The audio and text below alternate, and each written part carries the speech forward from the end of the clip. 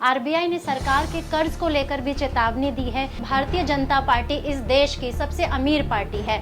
RBI की report कहीं ना कहीं ये भी दर्शाती है कि अर्थव्यवस्था की जो भी स्थिति इस वक्त बनी हुई है वह बहुत चिंताजनक है। भारत इस वक्त दूसरे स्थान पर पहुंच गया है ताइवान के बाद, जहां पे FII foreign institute of investors ने अपना पैसा बहुत तेजी से निकालना शुरू कर दिया है।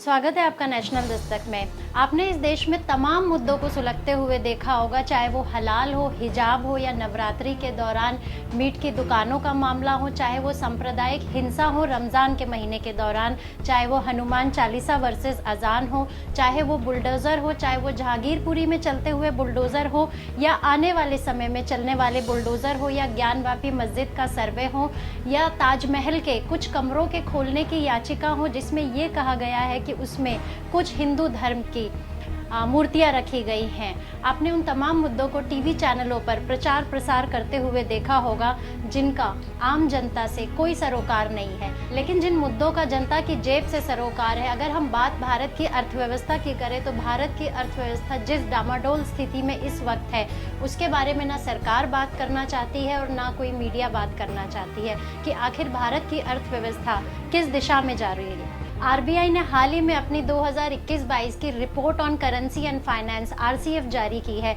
इस रिपोर्ट में कहा गया है कि कोरोना महामारी की वजह से अर्थव्यवस्था को जो नुकसान हुआ है उसकी भरपाई में 15 साल का वक्त लगेगा।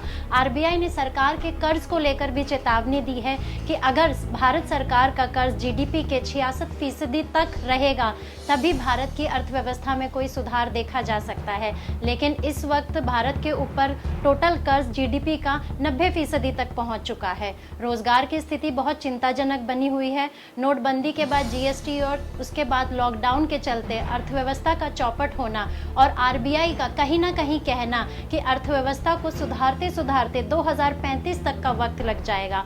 कहीं ना कहीं रिजर्व बैंक ने यह दर्शा ही दिया है कि अर्थव्यवस्था की जो भी स्थिति इस टाइम पर बनी हुई है उसके पीछे कोरोना महामारी है। लेकिन अगर हम बात 2016 से भी करें तो कहीं ना कहीं मोदी सरकार की नीतियों को गलत ना ठहराकर आरबीआई का भी यही कहना है कि कोरोना महामारी के चलते इस देश की अर्थव्यवस्था डामाडोल हुई है। इसमें केंद्र सरकार का या नरेंद्र मोदी जी की सरकार का कोई दोष नहीं है। आरबीआई ने इस रिपोर्ट में साफ तौर पे कहा है, अगर हम बेटर गवर्नेंस और रिस्क कंट्रोल की बात करें तो बैंकों का मर्जर इसका रास्ता बिल्कुल नहीं है।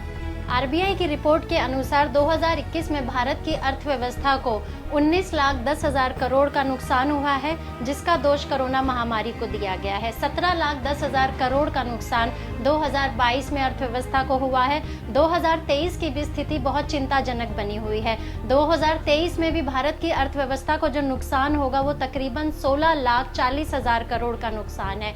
अगर हम 21, 22, 23 के नुकसान का आकलन भी करें तो आरबीआई की रिपोर्ट के अनुसार 52,60,000 करोड़ का नुकसान भारत की अर्थव्यवस्था को हुआ है।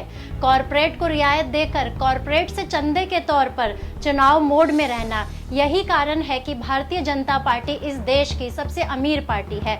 आरबीआई की रिपोर्ट कहीं ना कहीं ये भी दर्शाती है कि अर्थव्यवस्था की जो भी स्थिति इस वक्त बनी हुई है वह बहुत चिंताजनक है। कहीं ना कहीं उस पर पर्दा डालने के लिए मीडिया मैनेजमेंट का सहारा लिया जा रहा है। इसमें इसीलिए हमेशा हिंदू मुसलमान की राजनीति कहीं ना कहीं इस देश की अर्थव्यवस्था से बहुत बढ़कर हो गई है। इलेक्ट्रिसिटी क्राइसिस की बात करें या कॉम्युनल हार्मनी का ना होने की वजह से फॉरेन इन्वेस्टर को भी भारत के शेयर मार्केट से मोह भंग होता जा रहा है। भारत इस वक्त दूसरे स्थान पर पहुंच गया है ताइवान के बाद, जहां पे FII foreign institute of investors ने अपना पैसा बहुत तेजी से निकालना शुरू कर दिया है। आपको क्या लगता है, आरबीआई के अनुसार 2035 तक इस देश की अर्थव्यवस्था में सुधार नहीं हो सकता है? अगर हम बात इस देश के बहुसंख्यक आबादी की भी करें तो क्या भविष्य 2035 तक अर्थव्यवस्था के तौर पर कुछ भी नहीं सिवाय बुलडोजर और हिंदू मुसलमान की राजनीति के मुद्दों के?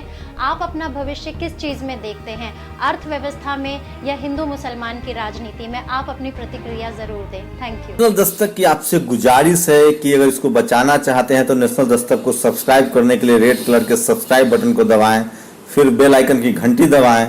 नेशनल दस्तक को बचाने के लिए बहुत जरूरी है कि हर खबर को शेयर करें, लाइक करें, कमेंट जरूर करें।